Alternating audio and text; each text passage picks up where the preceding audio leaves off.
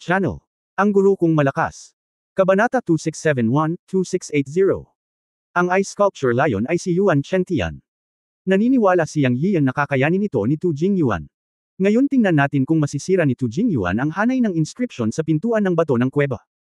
Gayunpaman, napabuti ni Tu Jingyuan ang kanyang paglilinang, higit sa lahat dahil sa kanyang likas na kapangyarihang mahiwagang. Kaya niyang kontrolin ang lupa at mga bato, at naiintindihan niya ang hanay. Siya ay isang talento. Sa totoo lang, puro magagaling ang tatlong subordinate sa paligid niya. Huwag na nating pag-usapan si Tu Jingyuan. Si Huang Shu lang ang may pinakamababang cultivation, ngunit siya ang iniisip ni Yang Yiyan na maaaring maging isang dog-headed military advisor. Siya ay may isip at diskarte, at ang kanyang karunungan ay halos parang demonyo. Malaki ang maitutulong niya sa hinaharap. Tumingin si Teng Shi. Walang ingat ngunit may mga pakinabang. Naglakas loob siyang lumaban at lumaban. Siya ay isang sinaunang lahi ng Teng Shi na may dugo ng prehistoric beast. Hindi naman masama ang combat power niya. Siyempre, ang kapangyarihang panlaban na ito ay nasa parehong antas ng iniisip ni Yang Yiyan. Habang nagsasalita, humakbang na si Tu Jingyuan at tumayo sa harap ng pintong bato at nagsimulang bumuo ng mga selyo.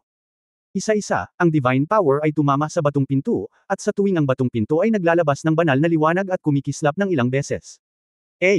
Ang madilaw-dilaw na kayumangging banal na liwanag ay magkislap sa katawan ng Earth Essence. Hoy! Muli niyang itinadyakan ang kanyang mga paa, na siyang signature posture ng Earth Essence. Ngunit sa sandaling ito, naramdaman ni Yang Yiyan na medyo lumakas siya. Pagkatapos ang batong pinto ay gumawa ng ingay, ngunit dahan-dahan itong bumukas. Binuksan ito ng Master. Ang sabi ng Earth Essence matapos ang kanyang trabaho. Ngumiti si Yang Yiyan at sinabing, "Not bad, pasok na tayo." Ang buong kuwebang bato ay hindi kasing laki ng inaakala, ngunit ito ay halos 9 na metro ang taas at 3 metro ang lapad, na naaayon sa estilo ng Eternal God Realm. Pagpasok pa lang niya, bumaba ng husto ang temperatura, na para bang pumasok siya sa isang kuweba ng yelo, at ang temperatura ay hindi bababa sa 12 grado na mas mababa kaysa sa labas. Hindi ito madilim, ngunit ang buong kuwebang bato ay naglalabas ng mahinang banal na liwanag, lahat ay ibinubuga mula sa bato sa loob ng kuweba, na tila isang napaka-espesyal na material. Ito ay malinaw na isang maapoy na pulang bato, ngunit mayroong isang layer ng hamog na nagyelo. Naramdaman ito ni Yang Yiyo at nagulat na sinabi, ang mga bato sa kuweba ay pawang may katangian ng apoy, kaya dapat silang maglabas ng nakakapasong init, ngunit sila ay naging polarized, at may nabuong hamog na nagyelo sa ibabaw. Talagang kakaiba. Sa pagkakataong ito, sinabi ni Tu Jingyuan, "Guro, nararamdaman ng iyong mga nasasakupan na ang lakas ng paglamig ay ibinubuga mula sa malalim na kuweba. Mukhang hindi ito ang kapangyarihan ng bundok mismo." At nagpatuloy si Huang Shu lang, "Guro, maaaring may kaugnayan ito sa pinsala ni Yuan Chengtian. Naramdaman ng iyong mga nasasakupan ng labanan sa pagitan ni Yuan Chengtian at ng isa pang dakilang Diyos. Bagamat malayo ang distansya, malinaw pa rin nilang nararamdaman na mayroong dalawang ganap na magkasalungat na katangian ng kapangyarihan sa hangin. Ang kapangyarihang ibinubuga ni Yuan Chengtian ay ang mainit na katangian, at ang isa pang dakilang Diyos ay naglalabas ng napakalamig na hininga. Kaya iniisip ng iyong mga nasasakupan na si Yuan Chengtian ay may kapangyarihan ng katangian ng apoy, at ang kanyang pinsala ay dapat na mula sa. Dahil ang kapangyarihan ng matinding yin ng isa pang dakilang Diyos, si Yuan Chengtian ay nasa loob ng daan-daang libong taon upang pagalingin ang kanyang mga pinsala. Ngayon ay may dalawang ganap na magkaibang aura ng kapangyarihan sa kuwebang ito. Sa tingin ko ito ang ugat ng pinsala ni Yuan Chengtian. Sa madaling salita, hindi gumaling si Yuan Chengtian mula sa kanyang mga pinsala sa mga nakaraang taon, at mas lumala pa ang kanyang mga pinsala. Kung hindi, ang lugar ng pagsasanay kung saan siya ay dapat na nakakapaso. Ang material ng kuweba na ito ay pawang bato na may kaugnayan sa apoy, ngunit ang ibabaw ay natatakpan ng isang layer ng hamog na nagyelo. Maaaring hindi napigilan ni Yuan Chengtian ang backlash ng kanyang mga pinsala, o ang yugto ng panahon na ito ay ang oras kung kailan katatapos lang ng mga pinsala ni Yuan Chengtian. Pwede bang bilisan natin at pumasok? Habang nagsusuri si Huang Shu lang, patuloy na nagniningning ang kanyang mga mata, at hindi na siya makapaghintay na makapasok sa kailaliman ng yungib. Higit 100,000 taon na niyang hinihintay ang araw na ito at hindi niya mapigilan. Walang sinabi si Yang Yiyo sa oras na ito, ngunit malamig na bamantong hininga si Teng Shi at sinabing, "Munting daga, ito ay personal mong haka-haka lamang. Bakit ka nagmamadali? Hindi pa namin naiisip ang sitwasyon sa lalim ng kuweba, at si Yuan Chengtian ay nasa antas ng Diyos na Panginoon. Maliit na daga, kayang bayaran." Hindi nagkaimik si Huang Shu lang matapos pagsabihan ng mga salita ni Teng Shi. Sa katunayan, ang mga salita ni Teng Shi ay magaspang ngunit totoo. Totoong-totoo iyon. Mabilis niyang sinabi sa kanya, "Brother Teng Snake ay tinuturuan ako ng leksyon. Hindi ako masyadong nag-isip." Sa pagkakataong ito, hindi sinumpa ni Yang Yiyan si Teng Snake. Sa halip, ngumiti siya at pinuri, "Well, Teng Snake has started to use his brain." Not bad, not bad. Keep working hard in the future. Mas dapat mong gamitin ang utak mo sa lahat ng bagay, para hindi ka na magdusa ng malaking kawalan sa pagkakataong ito. Si Teng Snake ay madalas na isinumpa ni Yang Yian. Bihira na lang niyang marinig ang papuri sa kanya ng kanyang amo. This time, muntik na siyang lumutang at ngumiti, Master, ahas din ako may utak. Mas gagamitin ko ang utak ko sa hinaharap. Hindi ako mas masahol pa sa duwende o maliit na daga, hehe. Hahaha. Natawa si Yang Yian nang marinig niyang nagsasalita ang lalaking ito. Ngayon niya naramdaman na medyo cute talaga ang lalaking ito. Parehong nagpipigil ng tawa sina Tu Jingyuan at Huang Shulang, ngunit humihikbi sila. Sa pagkakataong ito, naramdaman ni Teng Shi na tila mali ang kanyang sinabi. Nais sabihin ni Yang Yian na ang utak ay isang magandang bagay, ngunit siya ay nagpigil pagkatapos ng lahat. Sinulyapan niya si Huang Shulang at sinabing, huwag kang kabahan. Ang pagsusuri mo ay hindi walang dahilan. Kung si Yuan Chentian ay nasugatan dahil sa lakas ng matinding lamig, dadagdagan pa natin siya ng apoy sa lakas ng matinding lamig. Sa ganitong paraan, magkakaroon tayo ng likas na kalamangan. Hindi mo kailangang ma-pressure. Ako na ang bahala sa lahat. Kapag kaya mo nang harapin si Yuan Chentian, kung kaya mo na ang sitwasyon. Oo, Master. Yumuko ang huling tatlo at sumagot. Sa simula, nakaharap kay Yuan Chentian, ang Panginoon ng Diyos na hindi pa nakikilala, lahat ay may psikolohikal na presyon. Ngayon, pagkatapos ng pagkagambala ni Teng Shi, ang tensyon na kapaligiran ay nawala ng husto, at ang lahat ay medyo nakaka-relax. Ang kuweba ay mukhang napakalalim, at ang grupo ay nagpatuloy sa paglalakad. Habang lumalalim ang mga ito, mas bumibigat ang lamig. Sa simula, maaari silang lumaban ng walang anumang mana, at si Huang Shulang, na may pinakamahinang paglilinang, ay nagsimulang gumamit ng mana upang labanan ang lamig. Tandaan na ito ay Earth Essence. Tanging si Teng Shi lamang ang pangunahing naglilinang ng katawan, at hindi pa rin gumagamit ng anumang lakas, at ang katawan lamang ang lumalaban sa lamig. Mula nang magsanay si Yang Yian ng Ancestral Witch Sainthood, ang lakas ng kanyang katawan ay umabot na sa katawan ng primitive na mundo. Sa pisikal na lakas, mas malakas pa ito kaysa kay Teng Shi, kaya natural na hindi ito naapektuhan. Makalipas ang halos isang oras, nakarating na rin sila sa isang natural hall.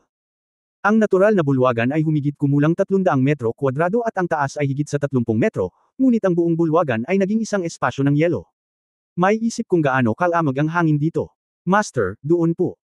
Nagsalita ang Earth Essence sa unang pagkakataon at itinuro ang layo. Tumingin si Yang Yian at nakakita ng isang ice sculpture na mga 5 o 6 na metro ang taas at mahigit 10 metro ang haba sa isang sulok ng bulwagan. Gayunpaman, mukhang isang malaking leon. Gayunpaman, ang kakaiba ay kahit na ang leon na ito ay isang iskultura ng yelo, makikita mo pa rin sa layer ng yelo na talagang mayroong apoy na nagniningas sa loob. Ang unang reaksyon ni Yang Yian ay ang ice sculptured lion na ito ay si Yuan Chentian, at ang tunay na anyo ni Yuan Chentian ay isang leon. Kabanata 2672 bumili ng oras para patayin siya. Walang buhay na nilalang sa buong bulwagan, maliban sa ice sculpture lion na ito, na maaari lamang maging Yuan Chentian ng walang pag-aalinlangan.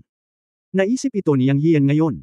Ang 12 lalaking leon sa plaza sa labas noon ay kalahating hayop at kalahating tao. Bagamat sila ay mga pupi na bato, sila ay parang mga leon. Akala niya sila ang mga casual na obra maestra ng Stone Demon God Emperor.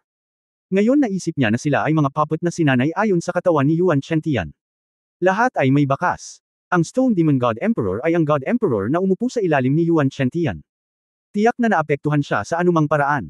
Hindi nakakagulat na lumikha siya ng isang lalaking leon na pupi. Sa oras na ito, mayroon lamang isang ice sculpture lion sa bulwagan, wala nang iba pa. Dapat ay si Yuan Chentian. Ang katawan ay isang leon na may mga katangian ng apoy. Naramdaman ni Yang Yian na ang bulwagan ng natural na cave star ay puno ng mga bato na may malaking enerhiya ng apoy sa ilalim ng 3 talampakang layer ng yelo. Ito ay dapat na isang lugar para sa Yuan Chentian upang piliin na magsanay ng Taoismo, o upang labanan ang lamig.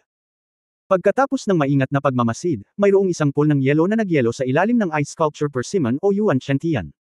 Iniskan niya ito gamit ang kanyang espiritual na kahulugan at nalaman na ito ay isang magma pool. Ang temperatura ay hindi maliit at nagkaroon ng malakas na pagbabago-bago ng enerhiya. Sa kasamaang palad, gaano man kataas ang temperatura, nagyelo pa rin ito sa lakas ng yelo. Kung tungkol sa pinagmula ng yelo, nalaman ni Yang Yian na nagmula ito sa katawan ni Yuan Chentian. Sa sandaling ito, sa wakas ay makumpirma niya na ang impormasyon at haka-haka ni Huang Shulang ay hindi mali. Si Yuan Chentian ay talagang nasugatan sa katawan, at ang ugat ay ang malamig na kapangyarihan na nagmumula sa katawan. Napapalpitate siya sa sobrang lamig ng kapangyarihan. Gayunpaman, isang magandang bagay para sa kanya na patayin si Yuan Chentian. Pagkatapos ng lahat, si Yuan Chentian ay binabalik-balikan na ngayon ng malamig na kapangyarihang ito. Akala ko kakailanganin ng kaunting pagsisikap, ngunit hindi ko inasahan na si Yuan Chengtian ay magiging isang iskultura ng yelo. Sa kasong ito, tila hindi na pressure para kay Yang Yiyu ang pagpatay kay Yuan Chengtian. Master, diretso tayong umatake. Mukhang nasa peak of backlash ngayon si Yuan Chengtian. Kung tiisin niya ang backlash force, natatakot akong mahihirapan tayong harapin siya. Sabi ni Tu Jingyuan, na bihirang magsalita. Tumango si Yang Yiyu at sinabing, bueno, umatras kayo at gagawin ko ito. Bagamat tila na-freeze ang katawan ni Yuan Chengtian at tila walang kamalay-malay sa labas ng mundo, siya ang Panginoon ng Diyos pagkatapos ng lahat. Sino ang nakakaalam kung ano ang hitsura ni Yuan Chengtian? Marahil si Yuan Chengtian lang ang nakakaalam. Sa susunod na sandali ay itinaas ni Yang Yiyu ang Dragon Slaying Sword sa kanyang kamay at nilaslas ang Ice Lion. Cut! Ito ay isa pa ring simpleng espada, ngunit ang kanyang espada ay isang kasanayan sa espada, kaya ang kapangyarihan ay maliwanag. Pagsubok din ng espadang ito, kaya ayaw niyang tumaob sa kanal. Nakatayo din siya mga 12-12 metro ang layo. Lumabas ang espada at ginulo ang espasyo. Ang kapangyarihan ay hindi maliit. Nang malapit na nitong maabot ang Ice Lion sa isang kisap mata, sa susunod na sandali, isang nakasisilaw na banal na liwanag ang ibinuga mula sa Yelong Leon, at ang nagniningas na pulang ilaw ay sinamahan ng pilak puti. Umuungol. Kasabay nito, isang nakakabinging dagandong ang umalangaw sa buong bulwagan. Ito ay isang ungol ng leon. Napabuntong hininga si Yang Yiyu sa kanyang puso. Talagang hindi ito simple. Hindi niya inaasahan na si Yuan Chengtian ay may ipit sa backlash ng kanyang mga pinsala at pagsuko, naghihintay na patayin siya ng mga ito ng masunurin. Bitek. Isang tunog na parang nabasag na salamin ang umalangaw. Nabasag ang mga ice sculpture. Sa susunod na sandali, isang nagniningas na pulang ilaw ang nagliwanag sa buong bulwagan. Pagkatapos ay bumungad sa kanila ang isang matipunong lalaki na mukhang nasa katanghaliang gulang. Kasabay nito, sinamahan ng isang malakas na presyon mula sa langit at lupa. Naramdaman ni Yang Yiyu ang pressure. Ang kapangyarihan ng Panginoon ng mga Diyos ay talagang ibang-iba sa kapangyarihan ng emperador ng mga Diyos. Isang kaharian, isang mundo, hindi lang usapan. Naisip ni Yang Yiyu sa kanyang sarili. Binata, napakatapang mo. Sa isang iglap, ang nasa katanghaliang gulang na lalaki ay tumitig kay Yang Yiyu at nagsalita, at ang napakalaking pressure ay bumalot kay Yang Yiyu. Sa totoo lang, talagang nabigla si Yang Yiyu noong una, ngunit habang binabalot siya ng pressure ng kalaban, hindi na siya nag-aalala. Dahil pakiramdam niya, bagamat malakas ang pressure ng kalaban ay may bahid ng kaguluhan. Ito ay hindi ang aura ng isang malakas na tao, at hindi magkakaroon ng ganap na kaguluhan.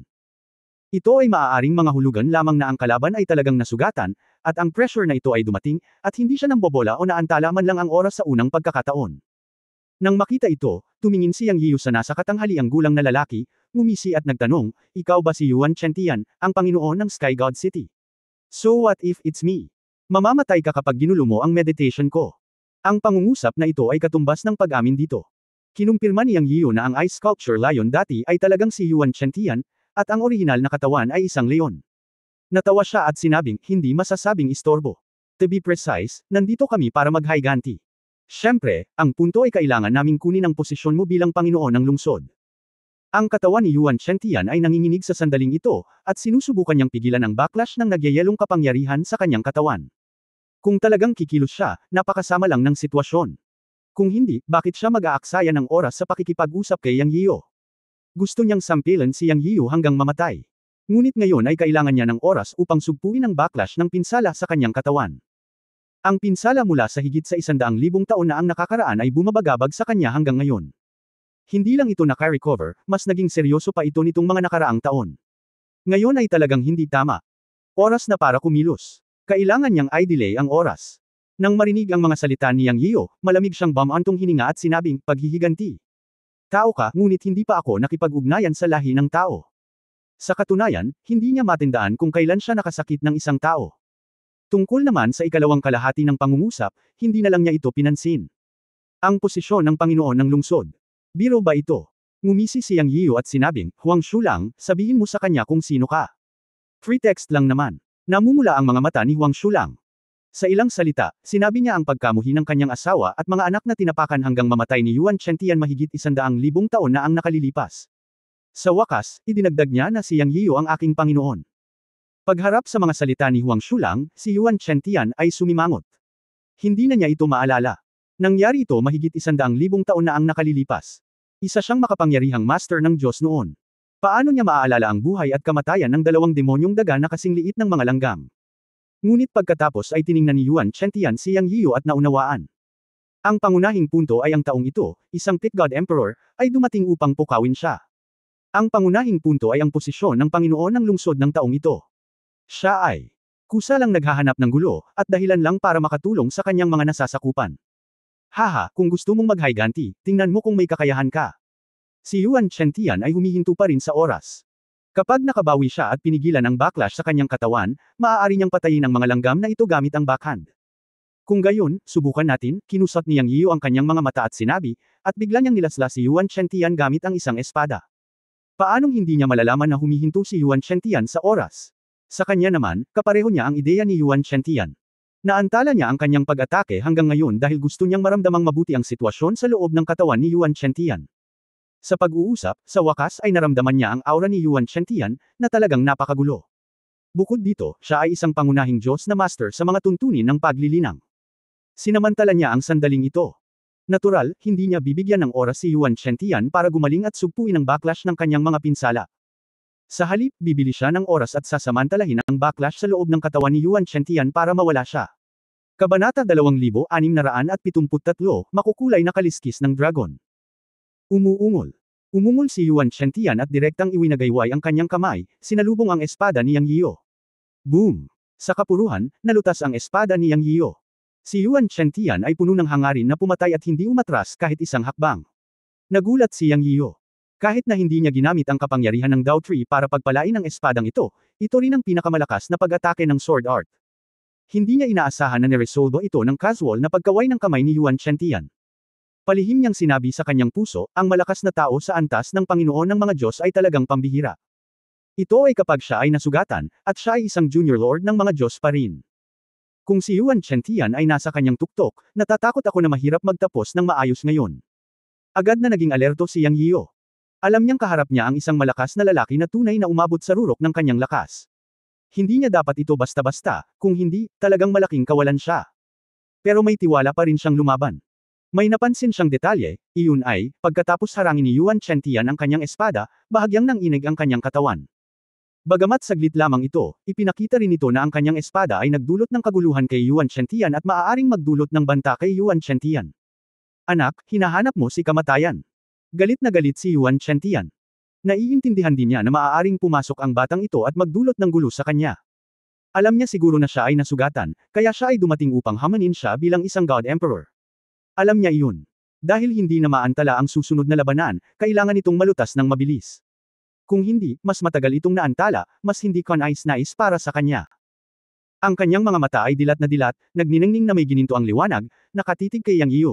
Ngunit sa susunod na sandali ang kanyang mga mata ay lumipad mula sa Yang Yiu patungo sa Tengshi, Tu Jingyuan, at Huang Shulang sa likod ni Yang Yiu. Palaging nararamdaman ni Yuan Chentian na si Yang Yian ay tinag sa tagiliran. Mahirap sigurong ibagsak siya sa estado niya ngayon. Kung ganoon, magsisimula siya sa mga tao sa paligid ni Yang Yian. Gagawin niya ang lahat para mabili siya ng oras at masugpo ang masamang sitwasyon sa kanyang katawan.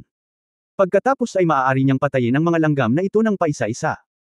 Ang pangunahing punto ay may isa pang ilusyon si Yuan Chentian sa kanyang isipan. Paano naman ang 10 dakilang God Emperor sa ilalim ng mansyon ng kanyang City Lord? Napatay ba silang lahat? Imposibleng isipin ito. Hindi kayang patayin ni Yang Yian at ng kanyang mga tao ang 10 dakilang God Emperors. Kahit na mayroon silang lakas, maaari lamang silang pumatay ng ilang mahihinang pangunahing God Emperors. Alam na alam niya ang lakas ng 3 Upper God Emperors. Malamang na pinigilan sila ng isang bagay. Dapat ganito. Sa pag-iisip nito, mas determinado si Yuan Chentian na magsimula sa mga nasasakupan sa likod ni Yang Yian para pigilin si Yang Yian at bigyan ng oras ang sarili. Umaasa siya na ang mga God Emperors ay darating sa lalong madaling panahon. Sa susunod na sandali, bahagyang ipinikit ni Yuan Chentian ang kanyang mga mata, at ang kanyang katawan ay gumalaw at nawala sa lugar. Si Yang Yiu ay nagbabantay laban kay Yuan Chentian. Direkta niyang inactivate ang Dao Tree sa likod niya at naghanda na labanan si Yuan Chentian ng direkta. Sino ang nakakaalam na talagang iniwasan siya ni Yuan Chentian at dumiretso kay Huang Shulang, na may pinakamahinang cultivation? Ang lakas ng loob mo. Gulat na gulat talaga si Yang. Si Huang Shulang ang pinakamahina sa kanyang mga nasasakupan. Sa sandaling ito, inatake ni Yuan Chentian si Huang Shulang, na talagang walang hiya. Kung si Yuan Chentian talagang nagtagumpay, si Huang Shulang ay walang alinlangan na isang langgam na walang kakayahang lumaban. Ang punto ay ayaw ni Yang Yiu na mawala si Huang Shulang. Sa 3 subordinate, talagang pinahahalagahan niya si Huang Shulang, at sasanayin niya si Huang Shulang na maging kanyang dog-headed military advisor. Kung si Huang Shulang ay ibinaba ni Yuan Shenhuan, ang kanyang buhay ay matatapos na. Sa pagmamadali, nagmura si Yang Yiu, ngunit alam din niyang wala itong silbi at huli na para pigilan ito. Kung tutusin, may kaunting distansya, at imposible para kay Huang Shulang na maiwasan ang isang dakilang Diyos tulad ni Yuan Shentian. Kahit na kumilos sina Teng Shi at Tu Jingyuan, na malapit kay Huang Shulang, malamang na walang silbi. Baka mahuli ang tatlo ni Yuan Shentian. Sa oras na iyon, pagbabantaan siya ni Yuan Shentian na magantala ng oras. Alam ni Yang Yiu na wala na talaga siyang magagawa sa oras na iyon. Hindi kasi siya yung tipong cold at ruthless na tao na kayang talikuran ang tatlong subordinate niya. Bumaliktad ang sitwasyon sa isang iglap. Ang pangunahing dahilan ay hindi niya inaasahan na si Yuan Shentian, isang makapangyarihang Master of the Lord level, ay magiging napakawalan siya na aatake sa isang maliit na hari ng Diyos. Masasabing siya ay walang hiya at walang prinsipyo. Ang taong ito ay napaka-insidious at maaaring matukoy na hindi isang magandang bagay. Originally, may concerns siya sa puso niya dati. Wala siyang sama ng loob kay Yuan Shentian para pukawin si Yuan Shentian at sakupin ang posisyon ng Lord of the Sky God City. Medyo nakonsensya siya at nakahanap siya ng nag-aatubili na dahilan para ipaghiganti niya si Huang Shulang, isang subordinate. Kahit na ganoon ay medyo nahihiya pa rin siya. Ngunit sa sandaling ito, pakiramdam niya ay napakawalang muwang pa rin niya. Sa harap ng mga matandang halimaw na ito, hindi na kailangang sundin ang anumang mga patakaran o mukha. Pinakamabuting patayin sila ng direkta. Dahil si Yuan Shentian ay direktang walang kahihiyan at walang kilos bilang isang malakas na tao. Sa kasong ito, ano ang dapat makonsensya? Sa isang sandali, nakita ni Yang Yiu si Yuan Shentian na lumitaw 3 metro ang layo mula kay Huang Shulang, at iniunat ang kanyang kamay upang hawakan si Huang Shulang. Si Huang Shulang, isang maliit na hari ng Diyos, ay direktang natakot sa harap ni Yuan Shentian, na nasa antas ng Master ng Diyos. Hindi siya makagalaw sa sobrang pressure. 7 kulay na kaliskis ng dragon, lumabas na. Biglang umungal si Yang Yiu. Isang makulay na banal na liwanag ang kumislap. Sa sandaling ito, direktang isinakripisyo niya ang 7 kulay na kaliskis ng dragon. Kung mayroon mang makakapidyo kay Yuan Shentian sa oras na ito, dalawa sa kanila si Yang Yian. Ang una ay ang 7 kulay na kaliskis ng dragon, at ang pangalawa ay ang mixed primordial chi. Sa paghahambing, ang pinaghalong primordial chi ay nabibilang sa pagkakaroon ng mga espiritual na nilalang, hindi isang bagay na pinapino niya ang kanyang sarili. Ang 7 kulay na kaliskis ng dragon ay mas maginhawa at malayang gamitin. Pagkatapos ng lahat, espesyal na pinag-aralan niya ang paggamit ng 7 kulay na kaliskis ng dragon sa Chen Kun Pot, at kayang gawin ito gamit ang kanyang isip. Ang susi ay upang maging mabilis at makahabol. Sa sandaling lumabas ang 7 kulay na kaliskis ng dragon, pinalayas sila ni Yang Yian ng perpekto, at ang kapangyarihan ng kaluluwa at ang banal na kapangyarihan sa kanyang katawan ay sumambulat ng direkta sa pinakamataas. Ang multo ng ninuno na dragon ay nag-evolve kaagad, at ang dragon ay umungal. Ang presyon ng ninuno na dragon ay kumalat sa buong bulwagan sa isang iglap. Napalunok ito. Diretso sa Yuan Shentian, at ang 7 kulay na kaliskis ng dragon ay direktang pumutol sa espasyo kapag sila ay gumalaw, mas mabilis kaysa sa kidlat. Puff! Sa sumunod na segundo, sumigaw si Yuan Shentian. Ngunit ang kaliwang braso na nakahawak kay Huang Shulang ay direktang pinutol ng 7 kulay na kaliskis ng dragon. Sa wakas tumigil. Sinamantala ni Yang Yian ang pagkakataon na umiwas kay Huang Shulang at pinalabas si Huang Shulang sa bulwagan gamit ang isang palad. Sa isang kisap mata, nakontrol ni Yang Yian ang makulay na kaliskis ng dragon para patayin muli si Yuan Shentian. Ang tagumpay ng pag-atake ay nagbigay sa kanya ng malaking tiwala sa sarili. Ang kapangyarihan ng makukulay na kaliskis ng dragon ay lampas sa kanyang imahinasyon at mas mahusay kaysa sa inaasahan. Sa sandaling ito, si Yuan Shentian ay nabigla sa lahat. Wala siyang oras para pakialaman ang nabali niyang braso, ngunit mabilis na umatras upang maiwasan ang pangalawang pag-atake ng makukulay na kaliskis ng dragon. Umuungol.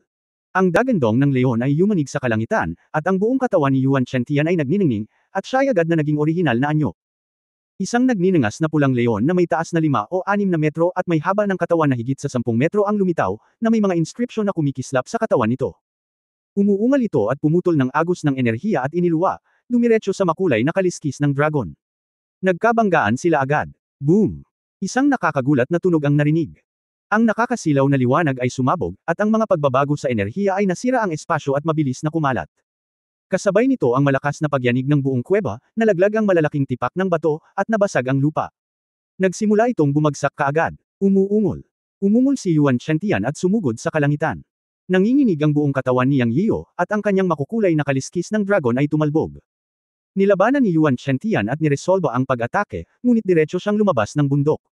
Walang paraan para makatakas. Ikinumpas ni Yang Yiu ang kanyang espada, at ang buong bundok ay nahati sa kalahati. Humabol siya palabas ng bundok. Nagsimula ang isang buhay at kamatayang laban. Kabanata 2674, Divine City Skyfire. Alam ni Yang Yian na ang mga panloob na pinsala ni Yuan Chengtian ay nagbabalik, at ayaw niyang makipaglaban dito ng direkta, kaya gusto niyang tumakas ngayon. Pero paano niya pakakawalan ng pagkakataong ito? Hinabol din siya nito palabas. Sa dalawang malalakas na putok ay sunod-sunod na lumabas ng bundok ang dalawa. The next moment, nasa labas na sila. Napabuntong hininga si Yang Yian kay Yuan Chengtian, at ang espada sa kanyang kamay ay muling naglaslat sa daan-daang metro. Boom! Isang espada ang lumabas, alam ni Yuan Chengtian na hindi siya makakaiwas, ngunit huminto siya sa hangin at tumingin sa ibaba, at biglang gumawa ng palad, direktang lumalaban at tinutunaw ang espada ni Yang Yian. Ngunit ganoon lang, agad na naabutan ni Yang Yian si Yuan Chengtian. Sa sandaling ito, ang dalawa ay nasuspine sa kalangitan. Nagkatinginan ng apat. Binata, talagang manggugulo ka sa akin. Ang mukha ni Yuan Chengtian ay malapit ng tumulo ng tubig. Tumawa si Yang Yian, huwag kang magsalita ng walang kaparirikan, patayin ka, at ako ang magiging master ng Sky God City. Hindi na nakaramdam ng guilt si Yang Yian para kay Yuan Chengtian. Napaka-insidious ng matandang ito. Ayon sa katalinuhan ni Huang Shulang, si Yuan Chengtian ay may kayamanan na kumokontrol sa Sky God City. Dapat siyang patayin para makuha ito. Ito ay isang hindi pagkakaunawaan. Upang makamit ang kanyang hiling, walang pakialam si Yang Yiu sa anumang bagay. Okay, sa kasong ito, ipapakita ko sa iyo ngayon kung ano ang agwat sa pagitan ng God Emperor at ng God Lord. Sa tingin mo ba ay hindi kita kayang sirain? Yuan Chengtian na nagngangalit ang kanyang mga ngipin. Napilitan talaga siya sa isang sulok. Ilang sandali pa ang lumipas, at wala ni isa sa kanyang 10 dakilang God Emperors ang dumating. Ito ay nagpalubog sa puso ni Yuan Chengtian, at nagkaroon siya ng masamang premonition. Hindi pa banggitin ang 10 dakilang God Emperors, kahit ang mga City Lord Guards ay hindi dumating, at walang ganoong kalaking kaguluhan. Sa sandaling lumipad siya palabas ng bundok, nawala ang kanyang espiritual na pakiramdam, at lumubog ang puso ni Yuan Chengtian. Nalaman niya, natagpuan na ang karamihan sa mansyon ng Panginoon ng lungsod ay nawasak. Malinaw na nagkaroon ng isang mahusay na labanan, at ang hangin ay napuno ng hininga ng kanyang 5 dakilang God Emperors. Nahulog ang 5 magagandang lugar. Higit sa lahat, nahulog din ang Stone Demon God Emperor, na pinakamakapangyarihan sa 10 God Emperors sa ilalim niya. Dati niyang inakala na ang Stone Demon God Emperor ay nakulong ni Yang Yiu at ng iba pa, ngunit ngayon ay nalaman niyang nahulog na ang Stone Demon God Emperor. Tulad ng para sa mga God Emperors ng ibang mga kaharian, walang anumang bakas. Gayunpaman, sa sandaling ito, naisip ni Yuan Chengtian na hindi mahalaga kung naroon ang ibang mga God Emperors o wala. Ang mahalaga ay nagkaroon ng lakas si Yang Yiu na patayin ang pinakamataas na God Emperor. Sa mga mata ni Yuan Chengtian, ang bata sa kanyang harapan ay nasa tuktok na ng God Emperor, ngunit nagawa niyang patayin ang Stone Demon God Emperor ng parehong kaharian, na nagpakita na ang sariling lakas ng pakikipaglaban ng bata ay malayo sa pinakamataas na God Emperor. At ang susunod na kaharian ng pinakamataas na emperador ng Diyos ay ang pangunahing Diyos na Panginoon. Sa ganitong paraan, sa mga mata ni Yuan Chengtian, mayroon ng sapat na lakas si Yang Yiu para banta siya. Bukod dito, sa nakaraang pakikipaglaban kay Yang Yiu, naramdaman ni Yuan Chengtian na ang lakas ng batang ito ay lubhang nakakatakot. Ang kapangyarihan ng isang espada ay nahihigitan ng isang ordinaryong Pit God Emperor. Ang mas nakakatakot ay nasa ilalim ng makulay na liwanag, mayroon talagang Divine Dragon Aura na pumutol sa isang braso niya. Ang suntok na iyon ay mayroon ng lakas sa pakikipaglaban ng isang Diyos na Panginoon sa isip ni Yuan Chengtian, at tila mas malakas pa ito kaysa sa kanya. Lumipad palabas ng bundok, nakita niya iyon. Hindi niya maasahan ang mga God Emperors na iyon. Alam ni Yuan Chengtian na kailangan niyang lumaban, kung hindi ay malamang na mapatay siya ng batang nasa harap niya. Ang kakaibang tao na bata ay nagparamdam kay Yuan Chengtian ng matinding banta. Gusto niyang magantala ng oras para sugpuin ang sobrang lamig na sampal sa kanyang katawan, ngunit ngayon ay tila hindi na siya bibigyan ng oras ng batang ito. Sa kasong ito, mayroon lamang isang paraan upang labanan. Kung talagang gusto niyang ipagsapalaran ito, ang pinakamasamang maaaring mangyari ay ang magiging backlash ng kaunti, ngunit siya ay isang Diyos na Panginoon pagkatapos ng lahat, at may kumpiyansa siyang sirain ang batang ito. Siya ay galit talaga kay Yang Yiu. Kailan kaya napahiya ang Lord of the Sky God City, isang God Lord level existence? Naputol ang isang braso ng isang bata at hinahabol at binugbog. Ito ay isang kahihiyan. Umuungol. Umungol si Yuan Chengtian, ngunit direktang ginamit niya ang kanyang life force para pansamantalang sugpuin ang backlash ng sobrang lamig na puwersa sa kanyang katawan, at agad na naging half-orc. Ang itaas na katawan ay isang leon, at ang ibabang katawan ay isang tao. Siya ay 6 na metro ang taas. Isang malalim na pulang apoy ang nag-aapoy sa pagitan ng balahibo ng isang nagniningas na pulang leon, at ang temperatura ng hangin sa nakapaligid na mundo ay patuloy na tumataas. Ang putol na braso ay lumago sa ilalim ng nagniningning na banal na liwanag, syempre, ito ay pinalapot ng banal na kapangyarihan. Ito ay naging matutulis na kuko. Bumuka ang dagwang bibig sa Dagandong, at ang matatalas ng ngipin ay mukhang lubhang nakakatakot. Tiningnan ni Yang Yiyu ang nakatutuwang hitsura ni Yuan Chengtian mula sa layong 100 metro. Siya exuded isang malakas na fire attribute hininga. Ang mainit na apoy sa kanyang ulo ay nagpangiti sa hangin. Ang kanyang mukha ay naging mataimtim, at ginalaw niya ang kanyang isip. Ang 10 malalaking puno ng Dao ay nagsanib sa isa, naging 100 metrong puno na lumitaw sa likuran niya. Ang liwanag ng puno ng Dao ay sumikat sa kanya, at ang kanyang kapangyarihan ay umabot sa sukdulan nito. Ang Dragon Slaying Sword sa kanyang kamay ay pumasok sa kapangyarihan ng kalawakan at naglabas ng hagong na tunog. Ang makukulay na kaliskis ng dragon ay nakabitin sa itaas ng kanyang ulo, na naglalabas ng makulay na liwanag. Handa na rin siyang lumaban sa isang buhay at kamatayang labanan at lumaban ng todo. Pakiramdam niya ay malaki ang pinagbago ni Yuan Chengtian sa sandaling ito. Alam ni Yang Yiyu na ito ang lakas ni Yuan Chengtian, ang aura ng isang malakas na tao sa antas ng isang Diyos na Panginoon. Kahit na siya ay isang pangunahing Diyos Panginoon, ang agwat sa pagitan niya at ng Diyos Emperador ay talagang napakalaki. Naramdaman niya ito. Hindi pa sapat, alam ni Yang Yiyu na may pagkakataon pa siyang patayin ang taong leon na ito. Dahil nasugatan si Yuan Chengtian at nagkaroon ng backlash, bagamat malakas ang kanyang aura at parang normal sa sandaling ito, napakagulo pa rin ang aura ni Yuan Chengtian, ibig sabihin, pansamantalang pinigilan niya ang backlash sa kanyang katawan, kaya nagkaroon ng butas sa Yuan Chengtian. Ito ay isa. Ang pangalawa ay mayroon siyang 7 kulay na Dragon Scale, isang natural na artifact, na hindi hihigit kay Yuan Chengtian sa ilalim ng Power Explosion, at magagamit niya ang Han Yuan Yiki sa kritikal na sandali. Hindi naniniwala si Yang Yiyu na hindi niya kayang pumatay ng sugatang leon. Sumasabog ang aura ni Yuan Chengtian, at malakas din ang kanyang aura. Ang kapangyarihan matapos ang 10 katangian ng Dao Tree ay pinagsama ay hindi lamang usapan. Bumuo ito ng isang napakakakaibang sistema ng kuryente.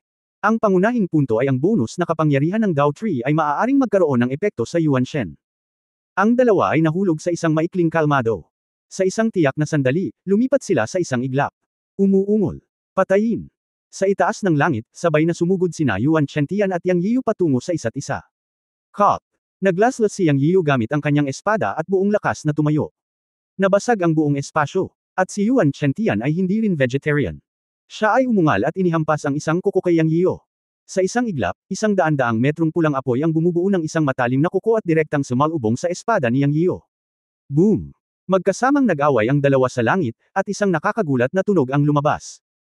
Ang banggaan ng mga apoy, lakas ng espada, at enerhiya at banal na kapangyarihan, sunod-sunod na suntok, ay nagpapaliwanag sa buong kalangitan, at ang tunog ay kumalat sa buong Sky God City, na umaakit sa atensyon ng mga Diyos sa lungsod. Matapos ang labanan at banggaan ng hindi bababa sa 30 beses. Nakahanap si Yang Yiyu ng tamang pagkakataon at umungal, mga kaliskis ng dragon na may 7 kulay, ang kapangyarihan ng ninuno na dragon. Ang 7 kulay na kaliskis ng dragon ay lumipad patungo kay Yuan Chengtian. Gayunpaman, sa sandaling ito, narinig ni Yang Yiyan si Yuan Chengtian na malamig na umungol, God City Skyfire, patayin mo ito. Sa sandaling ito, nakita ni Yang Yiyan na ang kamay ni Yuan Chengtian ay kumislap ng banal na liwanag, at lumitaw ang isang inukit na bato na lungsod, nagniningning ng maliwanag, at ang apoy sa kanyang katawan ay pumaligid sa bagay na nasa kanyang kamay. Nagkaroon ng dagandong sa itaas ng 9 na langit, at isang apoy na kulay apoy ang bumagsak ng patayo at dumiretso sa makulay na kaliskis ng dragon. Sa sandaling ito, tumalo ng puso ni Yang Yiyan. Kabanata 2675, si Yang Yiyan ng human race ay nanalo sa Sky City. Hindi inaasahan ni Yang Yiyan na may trump card si Yuan Chengtian. Gayunpaman, nang makita niya ang bagay sa kamay ni Yuan Chengtian, agad niyang naisip ang kayamanan na binanggit ni Huang Shulang upang kontrolin ang God City. Habang tumitibok ang puso ni Yang Yiyan, nag-iinit din ang kanyang mga mata. Pagkatapos ng lahat, pinatay niya si Yuan Chengtian para lang makontrol ang object ng God City. Sa pamamagitan lamang ng pagpino sa bagay na ito, siya ay magiging bagong Panginoon ng lungsod at makikilala ng Demon God Palace. Ngunit sa parehong oras, alam din niya na upang makuha ito, kailangan niyang patayin si Yuan Chengtian, kung hindi, ang mga aura sa pagitan ng mga Diyos ay konektado, at walang paraan upang makontrol ang lungsod ng Diyos. Walang duda na ang trump card ni Yuan Chengtian ay ang bagay din sa kanyang kamay. Nakatingin sa maliwanag na apoy sa kalangitan sa itaas ng kalangitan na patungo sa makulay na kaliskis ng dragon, si Yang Yiyan ay puno ng pag-aalala. Naramdaman niya ang apoy ng langit. Ang dragon ay umungal sa makulay na kaliskis ng dragon, at ang anino ng ninuno na dragon ay lumitaw, kumikislap ng makulay na banal na liwanag, at dumiretso sa Yuan Chengtian. Para naman kay Yuan Chengtian, siya ay nasa ilalim din ng matinding pressure matapos isakripisyo ni Yang Yiyu ang makukulay na kaliskis ng dragon. Dati na siyang natalo, kaya natural na alam niya ang kapangyarihan ng makukulay na kaliskis ng dragon, at walang pag-aalinlangan niyang inilabas ang kanyang trompeta. Ang trump card ay ang susi sa buong Sky City. Ang Sky City ay masasabing isang malaking array city, at kinokontrol niya ang susi sa lungsod. Kapag ginamit niya ito, mapapakilos niya ang Skyfire na naipon sa Sky City. Nakaharap sa makukulay na kaliskis ng dragon ni Yang Yiyu, ginamit niya ang kapangyarihan ng lungsod. Ang apoy sa langit ay malapit na nauugnay sa kanya, at ang mga katangian ay pareho, kaya natural itong makapangyarihan. Ngunit kung gagamitin niya ito sa sandaling ito, magkakaroon siya ng backlash.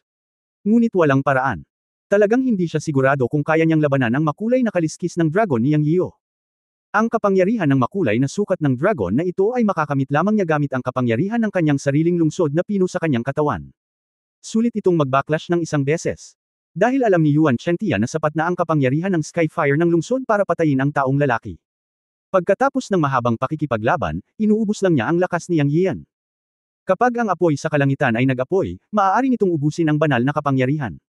Tingnan natin kung paano lumaban ang batang ito. Sa isang kisap mata, bumangga ang apoy sa langit sa makukulay na kaliskis ng dragon. Walang pinagkaiba ang bilis ng dalawa. Boom! Sa nakakabinging tunog, diretso itong sumabog sa hangin. Ang ancestral dragon na lumabas mula sa makulay na kaliskis ng dragon ni Yang Yian ay nawala, at ang kaliskis ng dragon ay lumipad pabalik kaagad. Puff! Napabalikwas si Yang Yian at nagluwa ng isang bibig ng dugo. Puff! Pero, si Yuan Chengtian ay hindi rin maayos at iniluwa ang isang subo ng lumang dugo. Gayunpaman, ang matandang leon na ito, na may kakaibang ngiti, ay nakatitig kay Yang Yian na may malalaking mata, na parang sigurado siyang mananalo. Nang makita ang eksenang ito, talagang nabigla si Yang Yian. Hindi kaya may back up si Yuan Chengtian. Dapat sabihin na ang pag-atake ni Yuan Chengtian ay napakalakas na ang kanyang makulay na kaliskis ng dragon ay agad na napailing. Sa sandaling naisip niya ito, nakita ni Yang Yian si Yuan Chengtian na ikinakaway ang kanyang kamay sa mini version ng God City sa kanyang kamay. Biglang lumiwanag ang apat na direksyon ng Divine Light ng God City, at apat na light beam ang nagtipon sa kalangitan. Pagkatapos, isa pang apoy sa langit ang bumagsak mula sa langit at dumiretso sa kanya. Naunawaan ni Yang Yian na si Yuan Chengtian ay nakikipaglaban sa tulong ng kapangyarihan ng Sky God City.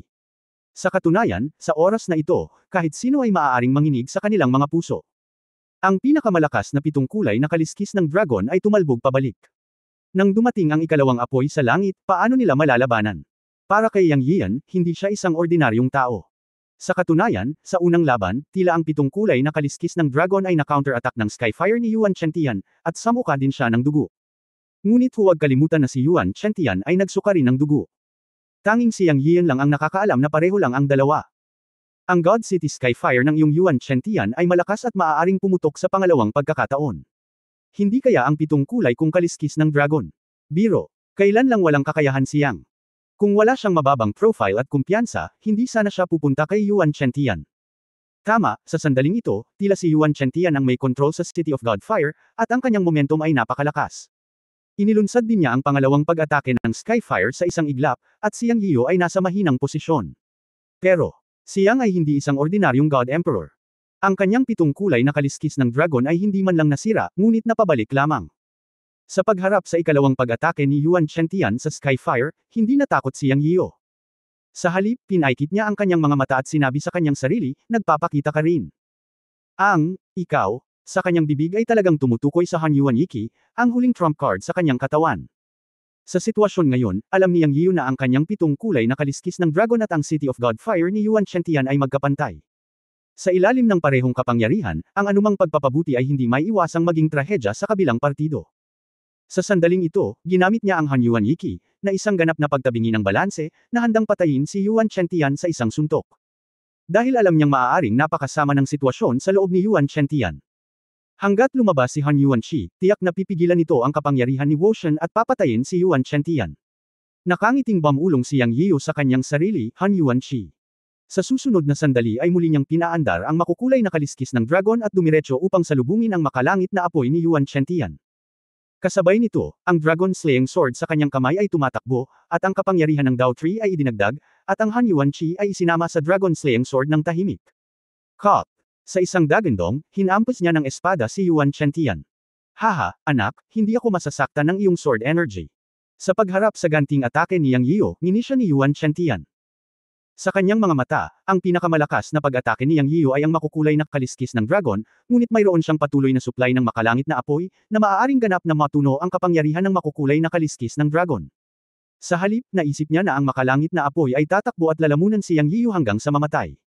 Tungkol naman sa kapangyarihan ng sword energy ni Yang Yian, naranasan na niya ito noon pa. Tunay na mas malakas ito kaysa sa mga ordinaryong God Emperors, ngunit sa harap niya, ang sword energy ay mas mababa, at maaari niyang harangan at maluso ito sa pamamagitan ng isang alon ng kanyang kamay. Kaya't wala siyang pakialam, at itinuon ang kanyang atensyon sa apoy sa kalangitan. Sa ilalim ng kanyang kontrol, mabangis niyang winalis ang makukulay na kaliskis ng dragon na kamukha ni Yang Yian, at iniisip pa rin niya na ganap na ibaba ang piraso ng makulay na kaliskis ng dragon sa pagkakataong ito. Two minds, haha, mamamatay ka na bata, tapos tutulungan kita. Ngumisi si Yuan Chentian. Totoo na si Yang Yian ay gumagawa ng dalawang bagay sa sandaling ito, kinokontrol ang makulay na kaliskis ng dragon habang naglalaslas gamit ang isang espada. Ang pinakabawal sa isang tunggalian sa pagitan ng malalakas na lalaki ay ang paggawa ng dalawang bagay sa parehong oras. Kaya't si Yuan Chentian ay labis na hinamak. Ngunit ang hindi alam ni Yuan Chentian ay nagsanay si Yang Yian sa Chen Kunpot sa daan-daang libong taon upang kontrolin ang makulay na kaliskis ng dragon habang gumaganap ng mga kasanayan sa espada. Umabot na siya sa puntong nagagawa na niya ang lahat ng gusto niya, at wala man lang distraction. Ang punto ay ang makulay na kaliskis ng dragon ni Yang Yiyu ay isang takip lamang. Ang tunay na pumatay ay ang Dragon Slaying Sword, dahil ang Han Yuan Shi ay isinama sa Sword Energy, at sa sandaling ito ay sumabog, ito ay mamamatay. Nang marinig ang panunuya ni Yuan Chentian, natahimik ang puso ni Yang Yiyu. Hayaan kang mabaliw sandali, at panuurin kang umiiyak sa susunod na segundo. Ang makukulay na kaliskis ng dragon at ang Dragon Slaying Sword ay sabay na sumabog. Ang Skyfire ni Yuan Chentian ay dumiretso sa makulay na kaliskis ng dragon. Kasabay nito, sa pagharap sa espada ni Yang Yiyu, sumambulat siya ng banal na liwanag at pinalapot ang isang higanteng palad upang salubungin ito. Sa kanyang opinyon, hindi na kailangang mag-alala tungkol sa enerhiya ng espada ni Yang Yiyu. Mareresolba niya ito sa pamamagitan ng banal na kapangyarihan.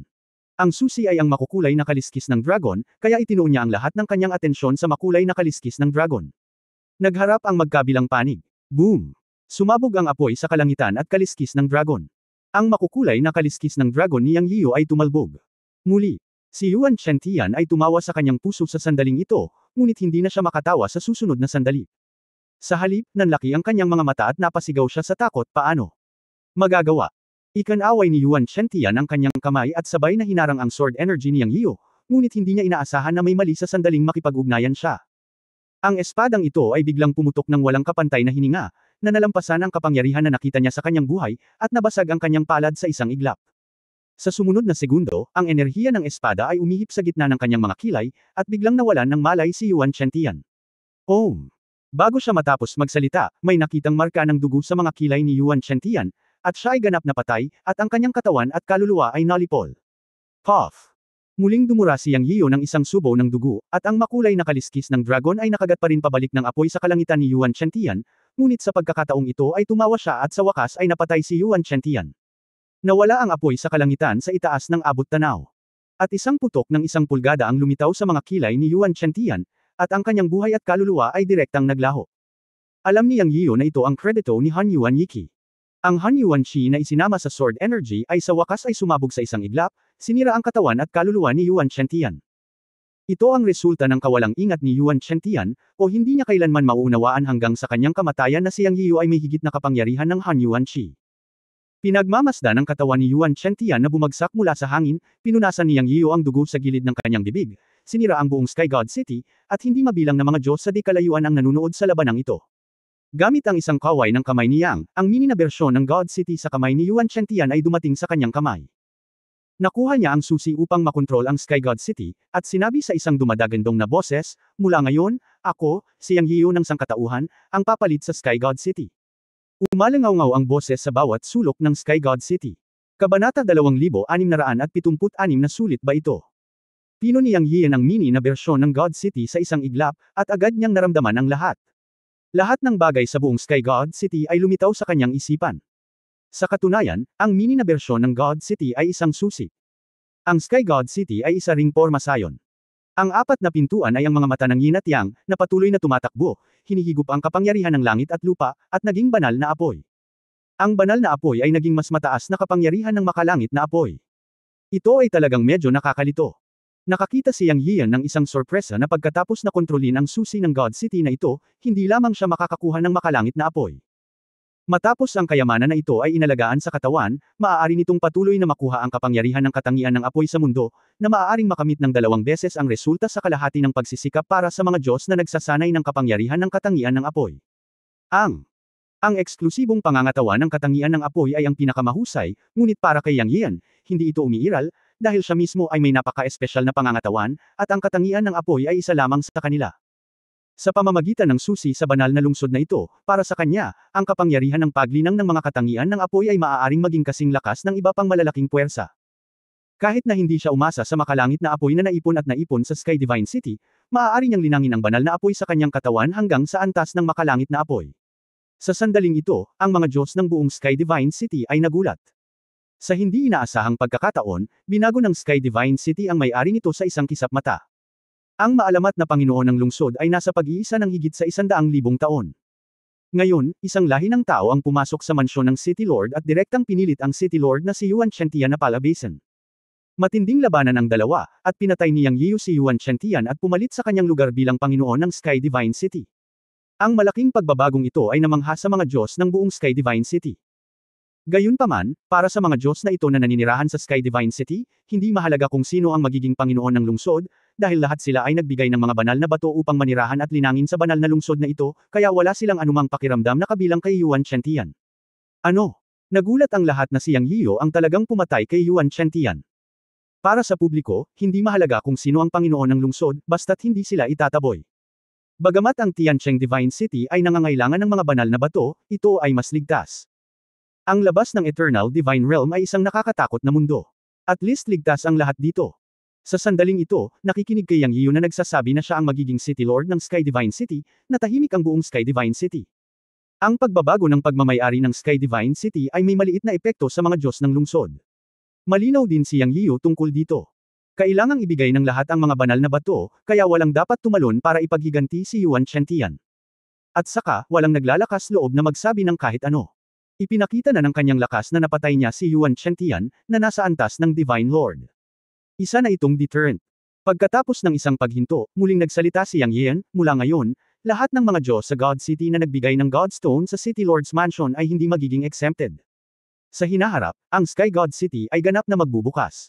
Hanggat mahal ninyo ang God City, kayo ay mga mamamayan ng God City. Walang Godstone ang makokolekta. Pamilyar si Yang sa paraan ng pagwawagi sa puso ng mga tao habang mainit ang apoy kapag siya ay nanunungkulan. Wala siyang pakialam sa sinumang bato ng Diyos. Reputasyon lang ang kailangan niya.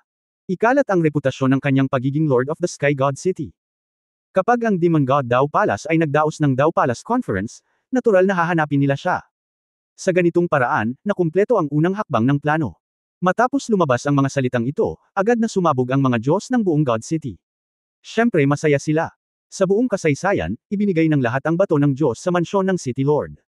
Kahit na ito ay maliit, ito ay magiging isang malaking mapagkukunan sa paglipas ng mga taon.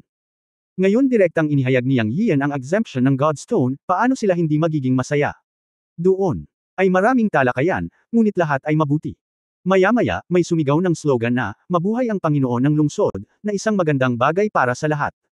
Kapag ang isang tao ay nagpahayag ng kanyang opinyon, nagkaroon ng chain reaction.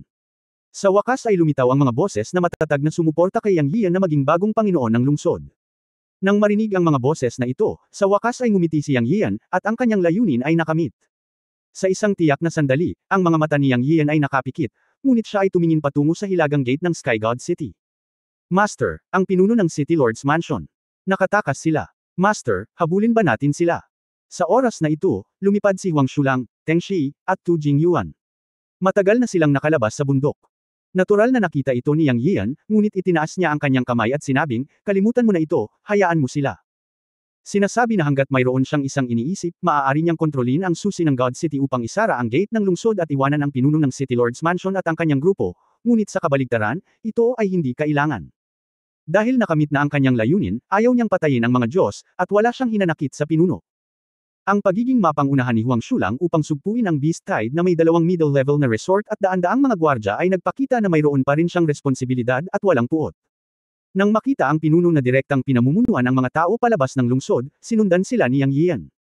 Si Yuan Chentian ay patay na, at hindi sila makakagawa ng anumang mga alon. Walang duda na ang labanan sa pagitan nila ni Yuan Chentian ay nakita ng pinuno sa tigang na bundok. Ngayon ay pinalitan na niya siya, at pinili ng mga taong pinamumunuan ng pinunong iyon na umalis sa Sky God City at hindi maging kaaway niya. Hindi naman siya maramo na tao, kaya bakit mo sila pinaghirapang habulin? Matapos matuyo ang alikabok, kailangan niyang maghanda kung paano papasok sa Demon God Palace at magplano laban sa prutas ng ginseng. Walang oras para bigyang pansin ang mga tauhan ni Yuan Chentian. Siyempre, ang premise ay mas masunurin ang mga taong ito, umalis man, o manatili at huwag manggulo, magiging maayos ang lahat. Walang pakialam siyang sa mga ito. Wala siyang pakialam sa lungsod ng mga Diyos. Transition lang ito para sa kanya, tutal kailangan pa niyang bumalik sa God Realm. Ang mga sumunod na bagay ay naging mas simple. Bumalik si Yang Yian sa Chenkun Valley. Tungkol sa mga usapin ng City Lord's Mansion, hiniling ni Yang Yian kay Huang Shulang na manguna, na iniwan ang Earth Essence at Tang Snake upang tumulong. Pagkatapos ng lahat, pagkatapos kunin ang Sky God City, palaging may ilang bagay na kailangang ayusin. Para mahintay ang invitation letter mula sa Demon God Palace, kailangan din niyang pangalagaan ang City Lord's Mansion. Wala siyang interes sa pamamahala ng isang lungsod ng mga Diyos, kaya ibinigay niya ito kay Huang Shulang. Nakaganti ang lalaking ito, yumuko kay Yang Yian at napaluha. Gumawa siya ng makalangit na panunumpa na siya ang magiging pinakatapat na lingkod ni Yang Yian sa mga henerasyon. Bagamat mababa ang kultibasyon ni Huang Shulang, siya ay may mahusay na utak at mahusay sa pagkalkula. Walang problema para sa kanya na pamahalaan ang isang lungsod ng mga Diyos. Siya ay nasa Sky God City sa loob ng maraming taon, kaya natural na alam niya kung paano ito haharapin. Sa tulong ni Tang Snake at Earth Essence, walang naging problema. Ang susunod na hakbang ay maghintay para sa imbitasyon mula sa Demon God Palace. Pagkatapos ng paliwanag, bumalik si Yang Yian sa Chenkun Valley at nagmamadaling makita si Yu Linglong. Maaari siyang maglagay ng harang para sa practice chamber ni Yu Linglong bago umalis. Ngayon ang lahat ay tapos na, at maaari na siyang puntahan siya. Pagdating sa labas ng training chamber ni Yu Linglong, ikinaway niya ang kanyang kamay at tinanggal ang harang. Tinulak niya ang pinto at pumasok. Natagpuan niya si Yu Linglong na nakatayo sa pintuan. Tila matagal na siyang nagising mula sa kanyang estado ng pagsasanay. Bagamat si Yu Linglong ay nakasuot ng belo sa sandaling ito, nakikita ni Yang Yiyo ang lamig sa kanyang mga mata, na nakatitig sa kanya ng diretso, na naging dahilan upang makaramdam siya ng kaunting pagkabalisa. Ngumiti siya ng alanganin at sinabing, "Ahem, ikaw. Huwag mo nang ulitin sa susunod, kung hindi, ako ay magiging pagalit." Malamig na sabi ni Yu Linglong. Natural na alam ni Yang Yiyo na ang tinutukoy niya ay ang katotohanang pinuntahan niya si Yuan Chenchen ngunit hindi siya dinala, sa halip ay ikinulong siya. Dahil alam niyang mali siya, mabilis niyang tiyak na wala ng susunod. Sa sandaling siya. Tapos magsalita, umihip ang mabangong simoy ng hangin, at diretsyong yamakap si Yu Linglong sa kanyang mga bisig, at humihikbi na sinabi, "Sulit ba ito para sa akin? Ayokong magkaroon ka ng gulo, at ayokong magmadali ka at iwan ako kapag may panganib. Matatakot ako." Kung ikukumpara sa lamig ng nakaraang sandali, ang kanyang mga salita sa sandaling ito ay puno ng pag-aalala. Nakaramdam ito ng init sa puso ni Yang. Bamulong siya ng isang salita, sulit.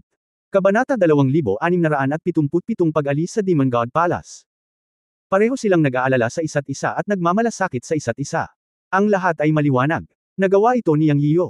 Tapos na. Susunod, hihintayin niya ang liham ng paanyaya mula sa Demon God Palace. Tungkol sa mga kayamanan na kailangan upang pumunta sa Demon God Palace, napagpasyahan na niyang gamitin ang tubig ng buhay. Ang bagay na ito, maliban sa pagiging walang silbi sa lahi ng tao, ay nakakatulong sa ibang lahi. Ang susi ay maaari itong kontrolin. Kaya may pinaplano na naman si Yang. Mayroon pa ring 500 taon bago ang Daoist Palace Festival ng Demon God Palace. Para kay Yang Yiyo, hindi ito mahaba o maikli. Hanggat siya ay nagsasanay, ito ay magiging isang kisap mata.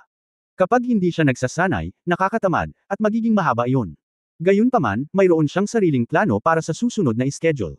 Una, sa loob ng 500 taon, sina Yu Linglong, Teng Shi, Huang Shulang, at Tu Jingyuan ay inayos na pumasok sa Chenkun Pot para magsanay. Aabutin ito ng daan-daang libong taon. Buti sana kung makalusot sila. Kung hindi nila magagawa, hindi bababa sa kanilang pagiging epektibo sa labanan sa lahat ng aspeto ay maaaring mapabuti. Hindi lamang niya kailangan na pagbutihin ang kanyang sariling paglilinang, ngunit kailangan din niya ang mga taong nakapaligid sa kanya upang lumago ng sama-sama. Pangalawa, pinakilos niya ang mga Diyos ng Sky God City upang hanapin ang Diyos ng oras at kalawakan sa Chenkun Temple. Hayaang kunin ng kalikasan ang landas nito. Mas mabuti kung mahanap nila siya. Hindi mahalaga kung hindi nila siya mahanap. Subukan lang ang iyong makakaya. Isa sa mga layunin ng pagpunta sa Eternal God Realm ay upang mahanap ang Diyos ng oras at kalawakan. Marami pa siyang dapat gawin, ngunit hindi niya maalala. Ang ilang mga bagay ay talagang nakasalalay sa kapalaran, ngunit ang pagsusumikap ay kailangang-kailangan. Ang susunod na pagkakataon ay isang salita lamang maghintay. Inayos muna ni Yang Yiyo si Yu Linglong na pumasok sa Chen Kunpot, at pagkatapos ay nagsalitan sina Teng Shi, Tu Jingyuan, at Huang Shulang na pumasok. Ang huling tatlong Huang Shulang ay may pinakamaikling oras para magsanay, dahil ang buong City Lord's Mansion ay kailangang mamuno. Anyway, hayaan silang tatlo na magpalitan sa pagpasok sa Chen Kunpot para mag-practice. Bukod dito, mayroong maraming oras, 1,000 beses ang oras sa labas ng mundo. Ang 100 taon sa labas ng mundo ay 100,000 taon. Sa ganitong paraan, ang tatlong Teng Shis ay sunod-sunod na naglusot pagkatapos ng 400 taon, at higit pa, sila ni Tu Jingyuan ay pumasok sa huling yugto ng Divine Emperor. Hindi rin masama si Huang Shulang, at siya ang gumawa ng pinakamabilis na pagunlad, at ang kanyang paglilinang ay pumasok sa gitnang yugto ng Divine Emperor. Alam ni Yang Yiyan na ito ay dahil ang kanyang mahusay na paghihiganti ay naipaghiganti. Matapos mawala ang pagkahumaling sa kanyang puso, sumambulat ang kanyang potensyal. Ang susi ay binigyan ni Yang Yiyan si Huang Shulang ng isang patak ng tubig ng buhay, na nagpabuti sa kanyang bloodline, na katumbas ng pagpapabuti ng kanyang talento sa paglilinang. Inaasahan na makapasok siya sa gitnang yugto ng Divine Emperor. Para kay Yang mismo, siya ay isang tunay na mataas na tuktok na Divine Emperor. Sa loob ng mahigit 400 taon, hindi siya pumasok sa Chen Kunpot para magsanay, ngunit nakakaintindi sa Chen Kun Valley.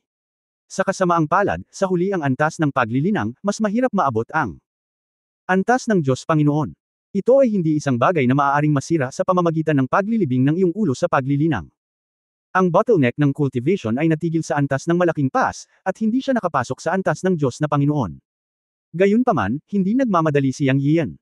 Alam niya na kinuha nito ang pagkakataon upang masira ang antas ng paglilinang, at ang pagiging balisa ay maaaring hindi isang magandang bagay. Siyempre, mayroon din siyang sapat na kumpiyansa upang makapasok sa antas ng Panginoong Diyos, halimbawa, sa tulong ng mga panlabas na puwersa. Ang Chen Kunpot ay isinabot sa lakas ng mga kaluluwa ng 3,000 Diyos at demonyo, ngunit hindi siya gaanong gumamit. Pagdating sa paglusob sa hadlang, alam ni Yang Yiyo na walang magiging problema sa pagdadalisay ng enerhiya ng mga kaluluwa ng mga Diyos at demonyong ito. Ngunit sa huling pagsusuri, ang enerhiya ng mga kaluluwa ng mga Diyos at mga demonyo ay isang panlabas na puwersa. Gusto niyang mag-ensayo hanggat maaari para makalusot sa hadlang, at talagang napakabilis ng kanyang pagsasanay, at nagtagal ito para makaayos. Kaya hindi siya nagmamadali. Para sa kanya, walang suspense sa pagpasok sa Lord God level. Kapag ang oras ay hinog na, natural niyang mapadalisay ang enerhiya ng mga kaluluwa ng mga Diyos at demonyo. Ngunit hindi ito ang tamang oras para sa ngayon. Ngayong mahigit 400 taon na ang lumipas, siya ay balisa. Tungkol sa Yao Shengdao Palace. Ang pagkalkula ng oras mula sa 1,000 taon na sinabi ni Huang Shulang sa simula, ang kaganapan ng Dao Palace ay malapit nang dumating, ngunit ang liham ng paanyaya mula sa Yao Shengdao Palace ay hindi pa dumarating, kaya medyo nababalisa siya. Kung wala ang liham ng paanyaya mula sa Yao Shengdao Palace, ang kanyang pagpatay kay Yuan Chentian at pag-agaw sa Sky God City ay magiging walang kabuluhan. Kaya pagdating sa mga huling dekada, medyo nababalisa si Yang Yiyo. Hindi naman pwedeng isuko na lang natin ang lahat ng nagawa natin, at hindi rin natin basta-basta aatake ang Demon God Palace tulad ng ginawa natin sa Sky God City, di ba? Kailangan mong malaman na ang Demon God Palace ay isa sa 3 pangunahing puwersa sa Eternal God Realm, at ito ay isang lugar kung saan nakaupo ang isang Heavenly Dao level strongman. Imposibleng pumasok sa pamamagitan ng puwersa, at kung walang liham ng imbitasyon mula sa Demon God Palace, hindi niya mahanap kung nasaan ang Demon God Palace. Sa kasong ito, direktang hiniling ni Yang Yiyo kina Teng Shi at Huang Shulang na huminto sa pagsasanay, at lahat ay pumunta sa City Lord's Mansion para maghintay ng balita. Sa huling 10 taon, sa wakas ay dumating ang balita. Nakaon. Sa araw na ito, nakaupo si Yang Yiyo sa isang lawa sa Chen Kun Valley. Si Huang Shulang ay naging isang stream ng liwanag at dumating. Nang makitang nagtatrabaho si Yang Yiyo, tumahimik ang kanyang excited na mukha, at malumanay siyang naglakad patungo sa dikalayuan, hindi nang ahas na abalahin ang pagsasanay ng kanyang master. Gayunpaman, hindi mapakali si Yang Yiyan dahil sa liham ng paanyaya mula sa Demon God Palace. Napansin niya si Huang Shulang sa sandaling lumitaw siya. Hindi man lang siya nagmulat ng mata at nagtanong, may balita na ba? Si Huang Shulang ay nagmamadaling humakbang pasulong at yumuko, na nagsasabing, Guro, dumating ang sugo ng Demon God Palace at nagpadala ng liham ng imbitasyon. Naipaalam ko na sa sugo ng Demon God Palace gaya ng nakasanayan na ang may-ari ng Sky God City ay ang master. Ang kabilang partido ay walang sinabi at direktang naglabas ng liham ng paanyaya sa pangalan ng amo. Habang nagsasalita, kumislap ang kamay ni Huang Shulang ng banal na liwanag at lumitaw ang isang simpleng banal na tableta. Biglang binuksan ni Yang Yiyan ang kanyang mga mata at nakahinga ng maluwag. Ang bagay na ito sa wakas ay nagbago ng mga kamay. Kaway ng kamay, nasa kamay niya ang invitation letter. Kinuha niya ito sa kanyang kamay at nakita ang isang nakasulat doon. May mga inscription sa magkabilang panig. Anyway, hindi ito nakilala ni Yang Yian.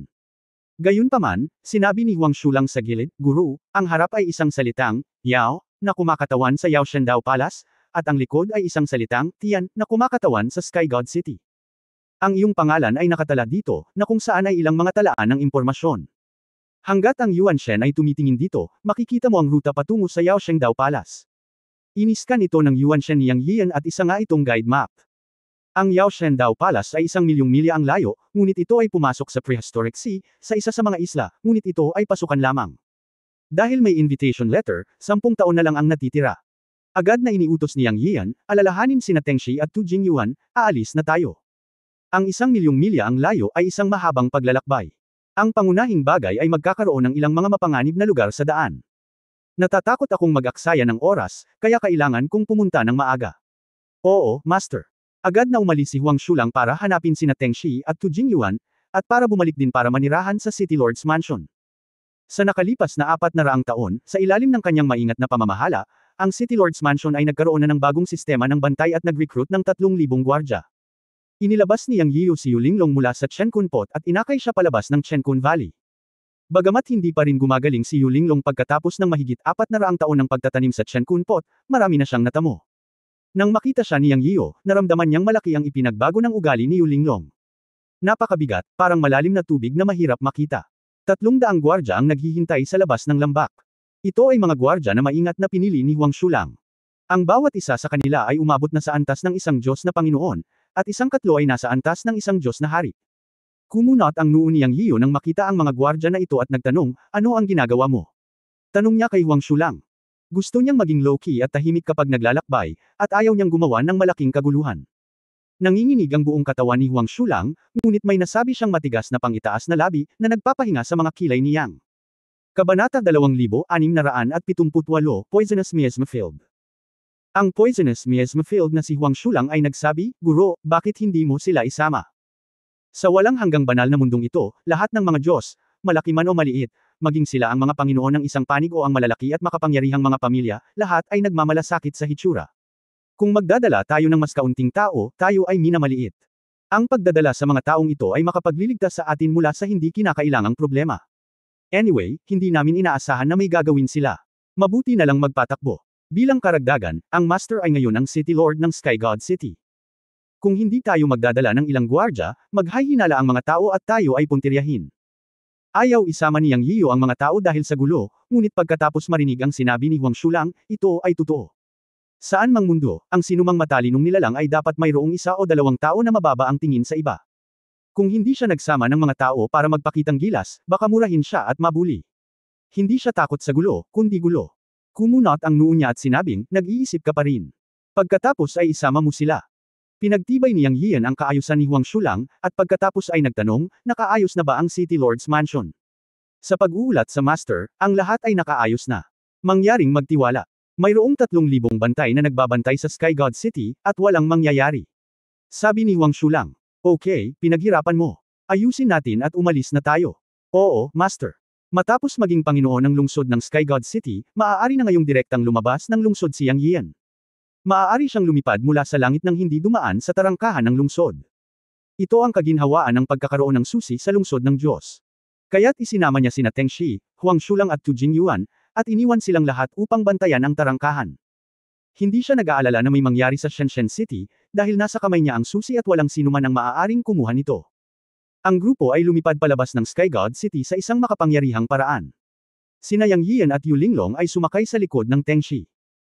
Ang 300 na gwardya, na pinamumunuan ni Tu Jingyuan at Huang Shulang, ay hinati sa 2 koponan sa harap at likod upang buksan ang daan at protektahan ang emperador, at dumiretso sa Demon God Dao Palace.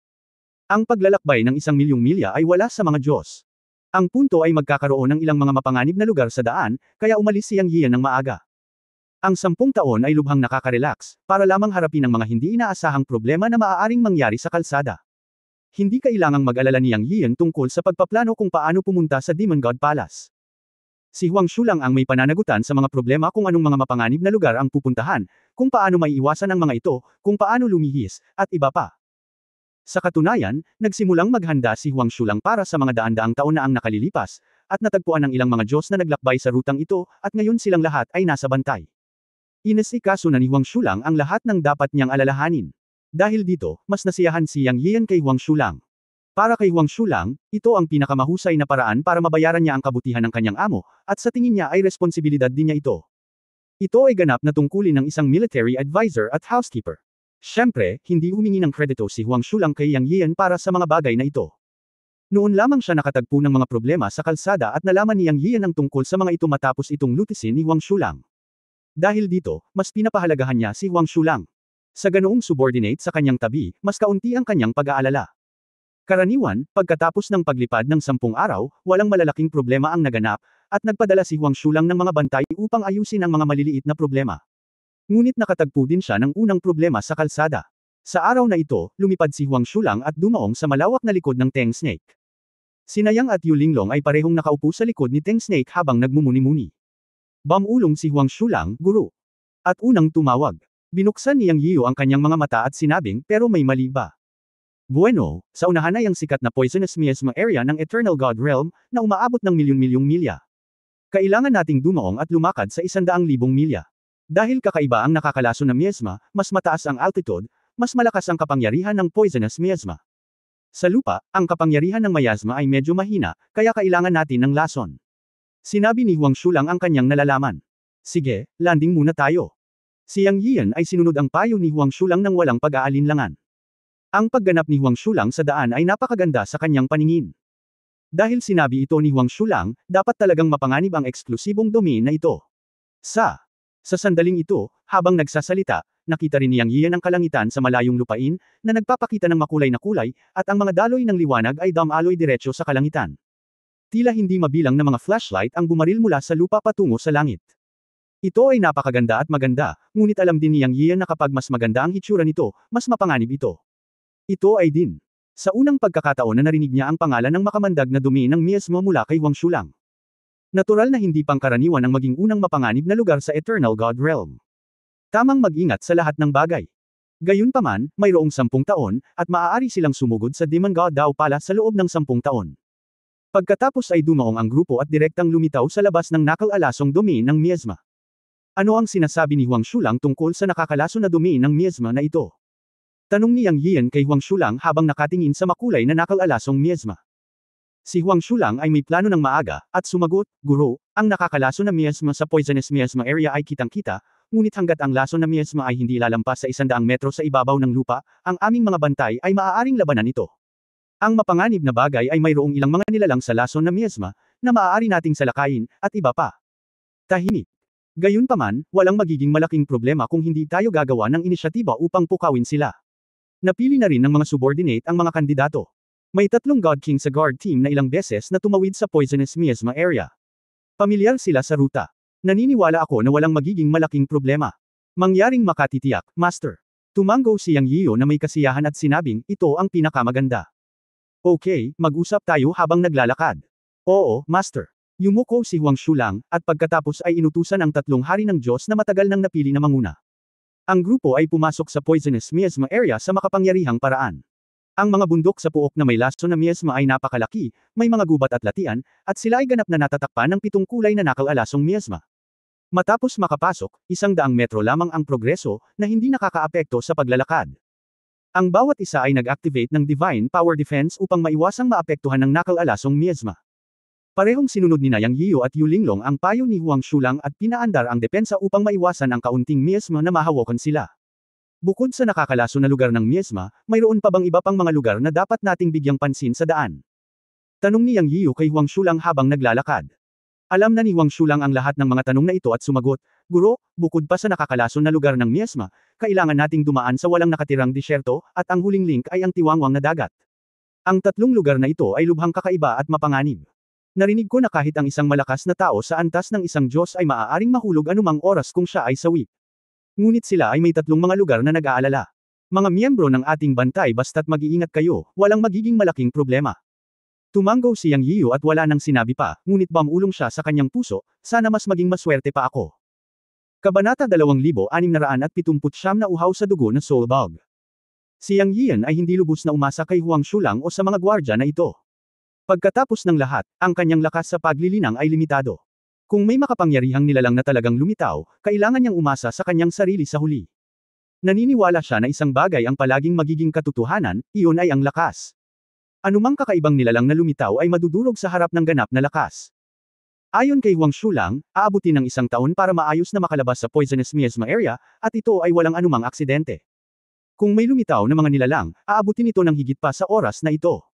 Aabutin 100,000 milya para mag-shuttle sa diameter. Kung lalakarin mo, natural na imposibleng 100,000 milya lamang. Posibleng triplehin ito. Kung lalakarin mo talaga, natural na maraming lugar ang kailangan mong lampasan, kaya hindi maiiwasang mas mahaba ang oras at distansya. Inihanda na ito ni Yang Yian.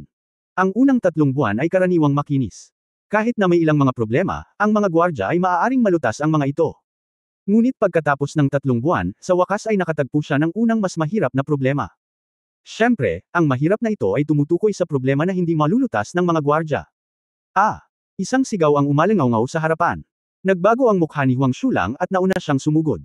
Nagkatinginan sina Yang Yian at Yu Linglong at sumunod. Pagkatapos maglakad, sumimangot si Yang Yian. Ang 4 na gwardya ay pumuti, walang dugo, nakakaiba. Nakita siya ni Huang Shulang na paparating at sinabi niya, "Guro, wala kang makikitang anumang sugat." Yang Yian nakasimangot at tumingkayad para tingnan, ngunit napag-alamang nawala na ang dugo sa katawan ng 2 gwardya, na parang may sumipsip sa kanilang dugo na tuyo. Ang kakaibang bagay ay walang sugat o iba pang sitwasyon. Ang ganoong sitwasyon ay nagpanik sa lahat ng mga gwardya. Hayaan ang lahat na magsama-sama, 3 tao ang bumuo ng isang koponan, 30 tao ang bumuo ng isang koponan, huwag maglakad ng mag-isa, maging alerto sa paligid. Casual na utos ni Yang Yian. Oo, Master. Nagmamadaling nag-utos si Huang Shulang. Sa oras na ito, tumingkayad din si Yu Linglong para tingnan, ngunit ang kanyang mga mata ay bumagsak sa mga paa ng 2 gwardya, upang maging tumpak, sa talampakan ng kanilang mga paa. Sinulyapan ni Yang Yian si Yu Linglong at tumanggo siya. Sa susunod na sandali, ikanaway ni Yang Yian ang kanyang kamay, at ang mga sapatos sa paa ng 2 gwardya ay naging abo, na inihayag ang talampakan ng kanilang mga paa. Gaya ng inaasahan, may natuklasan. Nalaman ni Yang Yian na may maliit na pulang tuldok na kasing liit ng butil ng buhangin sa talampakan ng 2 guard. Napakahirap talagang hanapin kung hindi mo titingnang mabuti. Ano sa palagay mo, Sister Linglong? Tanong ni Yang Yian. Sa sandaling ito, same time na sinabi ni Yu Linglong, natatakot ako na may ilang napakaliit na alien na insekto na lumabas mismo sa lupa at pumasok sa kanilang katawan sa talampakan ng kanilang mga paa, sinipsip ang kanilang dugo at kitilin ang kanilang buhay. Hindi kayang alagaan ni Yanzi, hayaan ang lahat na lumipad sa langit, huwag tumapak sa lupa. Nang nagsasalita si Yu Linglong, sunod-sunod na hiyawan ang narinig sa paligid. Ang mukha ni Yang Yian ay nagbago ng gusto at gumawa siya ng mabilis na desisyon, lahat ay lumipad sa langit, huwag hawakan ang lupa. Sa isang kisap mata, 1 pang 8 gwardya ang bumagsak sa lupa sa hiyawan. Ang mga patay nilang damit ay eksaktong kapareho ng 2 gwardya kanina. Walang bakas ng dugo at walang hininga ng buhay. Ito ay lubhang kakaiba, kahit na ang kaluluwa ay nawala ng tuluyan. Huminga ng malalim si Yang Yian. Ang nakakalaso na lugar ng miasma ay talagang hindi simple. Isa iyon sa mga mapanganib na lugar sa Eternal God Realm, at may mga malalaking panganib. Bago magsalita, lumipad din sa lupa sina Yang Yian at Yu Linglong, ngunit 3 metro lang sila sa ibabaw ng lupa. Master, lumapit si Huang Shulang na may malamig na pawis sa kanyang noo. Alam niyang may nakasalubong siyang mahirap na nilalang. Tinitigan ni Yang Yian ang 10 bangkay sa lupa at same time na sinabi, kayong 3 ay protektahan ang lahat, at kukunin ko ang iba. Gusto kong makita kung ano ito. Nang makita ang kakaibang hitsura, nagalit si Yang Yian. Nawalan siya ng 10 gwardya nang hindi man lang nakita ang mga ito, na labis na ikinagalit niya. Dahil sinundan siya ng mga gwardya na ito, kailangan niyang managot. Siya, hindi agad nakatakas. Hindi malulutas ng pagtakbo ang problema. Siya ay nasa isang poisonous miasma area na may makapal na miasma sa unahan. Sino ang nakakaalam kung ano pa ang mangyayari? Ang pangunahing punto ay hindi niya malinaw na nakita kung anong uri ng nilalang ito. Kung tumakas siya ng ganito, hindi maganda at maagrabyado. Hindi niya iyon estilo. Yanzi, subukan mong sunugin ang kanilang mga katawan. Sa tingin ko sila ay nagtatago sa mga katawan. Iminungkahi ni Yu Linglong. Okay, alam ni Yang Yian na alam ni Yu Linglong. Kung sinabi niya iyon, dapat may katuturan ito. Ikinumpas niya ang kanyang kamay at ang apoy sa kanyang kamay ay bumaril, nahati sa 10 apoy, na nahulog sa 10 gwardya. Sa sandaling ito, lahat ng 10 gwardya ay bumagsak. Sinunog sila ng apoy, ngunit hindi sila pababayaan na mamatay sa ilang. Para sa kanila, ito ay isang wakas. Boom! 10 apoy ang sabay-sabay na nasunog, at ang mga katawan ng 10 gwardya ay nasunog. Tinitigan ni Yang Yiyu at Yu Linglong ang nagninangas na apoy ng hindi kumukurap. Kung talagang may mga kakaibang nilalang na nagtatago sa loob ng mga katawan, tiyak nalilito sila sa ilalim ng pag-aapoy ng apoy. Sinuri na nila noon, at wala silang nakitang espesyal na nilalang sa katawan ng 10 gwardya. Ito ay isang napaka-kakaibang bagay. Kung hindi dahil nakita ni Yu Linglong ang pulang tuldok sa talampakan ng kanilang mga paa bilang ang tanging abnormalidad, wala nang iba pa. Tanging ang dugo at diwa ng mga gwardya ang nawala nang walang natira. Sa ilalim ng banal na apoy, walang may tatago. Ang divine sense ni Yang Yian ay mahigpit na bumalot sa 10 gwardya at tinitigan sila. Sa isang kisap mata, naging abo ang katawan ng 10 gwardya. Pero, sa sandaling ito sa wakas ay natagpuan ni Yang Yian ang isang kakaiba. Sure enough, may something. Sa wakas ay natagpuan niya ang pagkakaroon ng isang hindi pangkaraniwang nilalang. Matapos maging abo ang katawan ng 10 gwardya, lumitaw ang 10 matingkad na pulang surot na kasing liit ng mga butil ng buhangin. Oo, sila ay mga bug. Sa ilalim ng kanyang banal na kahulugan, walang mababago. May lumitaw na maliit na pulang surot na parang 7 butik-butik na kulisap. Agad itong tinakpan ni Yang Yian ng kanyang banal na sentido at malapit na itong durugan. Dahil natagpuan niya na ang 10 surot ay buhay pa sa panahon ng pagsunog ng banal na apoy. Ito ay nagpapakita na ang banal na apoy ay hindi nagbabanta sa mga insektong ito. 10 insekto ang kumakatawan sa buhay ng 10 gwardya. Napagtanto din ni Yang Yiu ang kakaiba ng mga insektong ito at agad na nagpasya na durugan sila. Sa hindi inaasahang pagkakataon, nang ang kanyang espiritual na kapangyarihan ay umatake sa 10 insekto, isang biglaang pagbabago ang naganap. Boom! Sunod-sunod na dagandong. Hindi hihigit, hindi bababa, mas mahusay na 10. At ang kanyang espiritual na kapangyarihan ay talagang nanimbalik. 10 ilaw ng dugo ang kumikinang. Sa sumunod na sandali, ang mga insekto na kasing liit ng buhangin, sa liwanag ng dugo, ay lumaki at naging mga insektong kulay dugo na kasing laki ng mga baka. Ang hitsura ay halos kapareho ng 7 bituin na ladybug, ngunit mayroong 4 na matutulis na galami at nakakatakot na bibig. Zizizi. Pagkatapos ay gumawa ng sizzling sound ang 10 insekto. Ang mukha ni Yang Yiu ay naging sobrang solemn na sa sandaling ito. Talagang naramdaman niya ang 10 makapangyarihang espiritual na aura na bumabalot sa kanya. Sa sandaling ito, si Huang Shulang ay bumulalas, Guro, ito ay isang uhaw sa dugo na kaluluwang uod. Kabanata 2680 halos tumaob sa kanal. Uhaw sa dugo na soul bug. Tumingin si Yang Yiu kay Huang Shulang. Malinaw na nakilala ito ni Huang Shulang, o nakagawa ng ilang takdang aralin. Ang kakaiba sa sandaling ito ay ang 10 pinalaki na mga bug sa dugo ay hindi agad umatake, ngunit nanatili sa kanilang kinaroroonan, gumawa lamang ng isang mainit na tunog.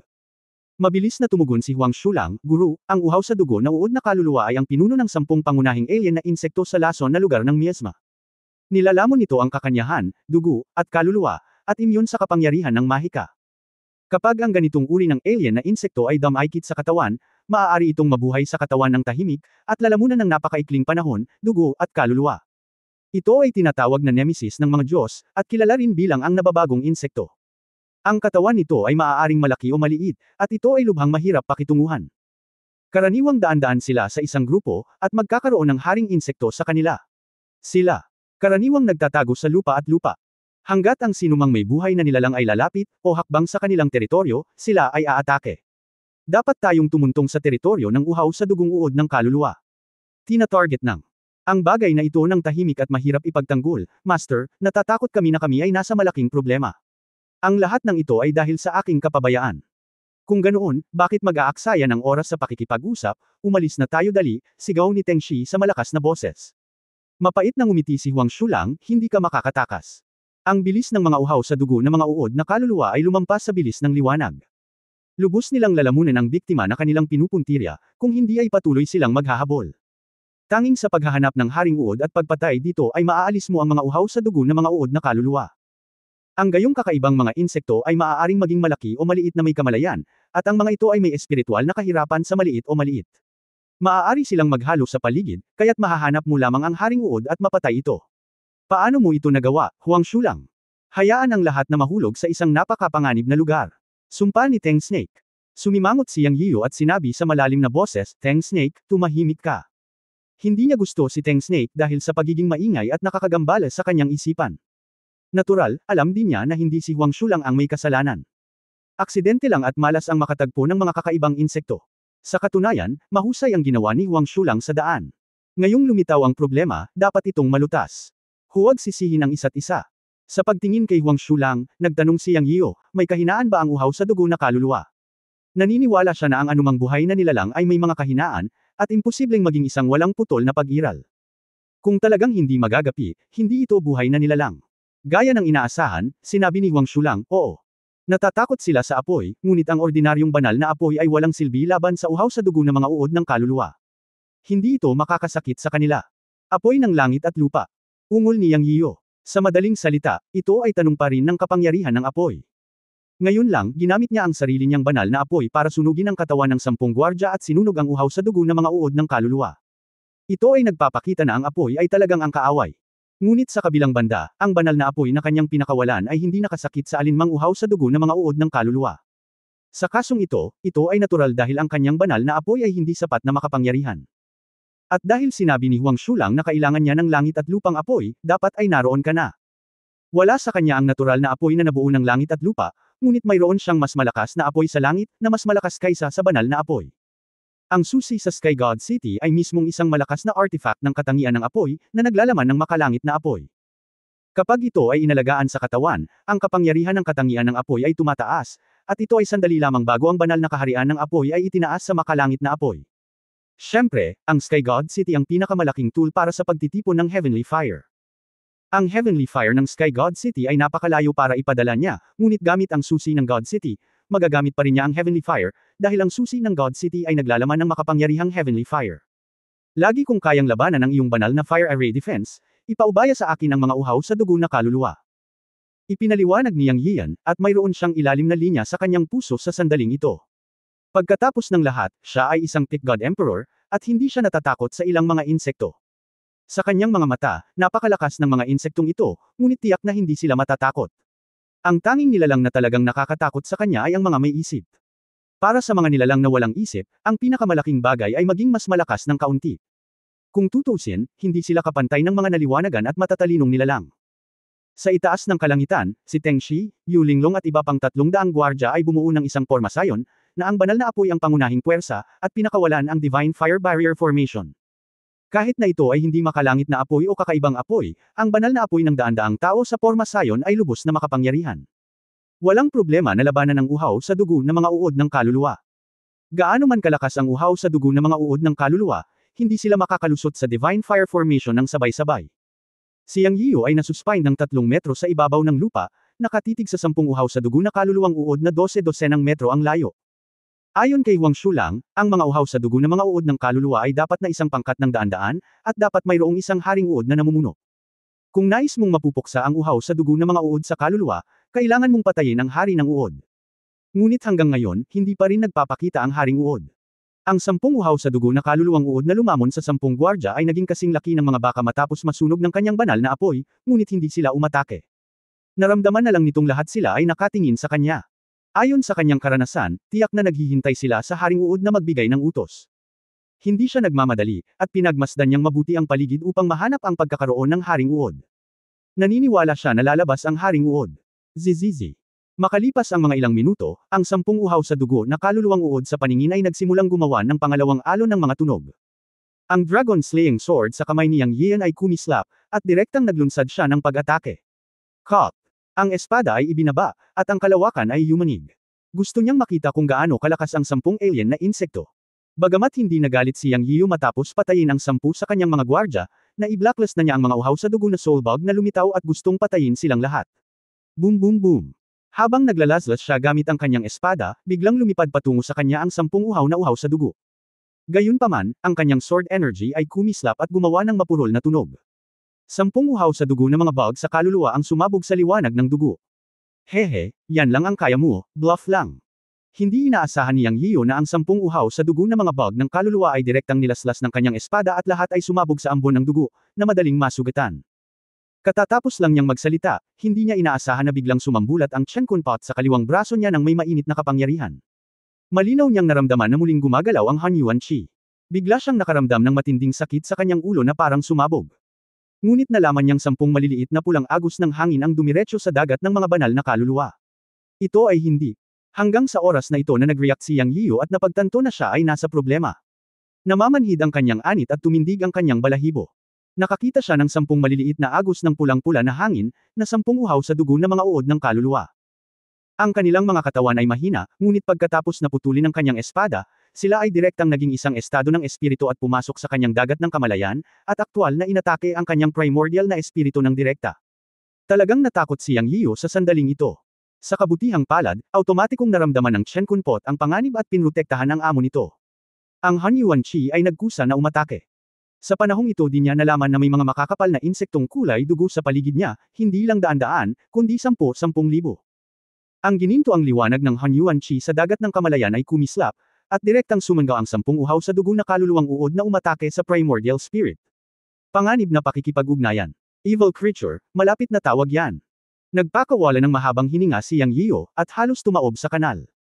Sa pagtingin sa mga siksik na uhaw sa dugo ng mga uod ng kaluluwa na lumilitaw sa paligid, nag-aapoy ang apoy sa kanyang mga mata. End of this chapter.